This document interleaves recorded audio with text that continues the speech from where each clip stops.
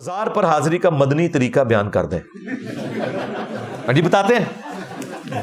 صرف باپا جانی کو اختیار ہے کہ وہ طریقے بتائیں گے, کھیرا رکھنے کا, کیلے رکھنے کا, کھیرا کاٹنے کا. میں بھی طریقہ دسنا. مزار پہ حاضری کا مدنی طریقہ یہ ہے کہ وہاں کھڑے ہو کر آپ نے اللہ کی حمد اور درود شریف کے بعد کہنا ہے اللہ جو بابا جی یہاں دفن ہے ان کے چھوٹے بڑے گناہ,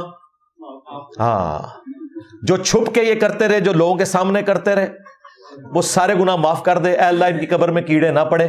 یہ ہے مدنی طریقہ. جی کرو.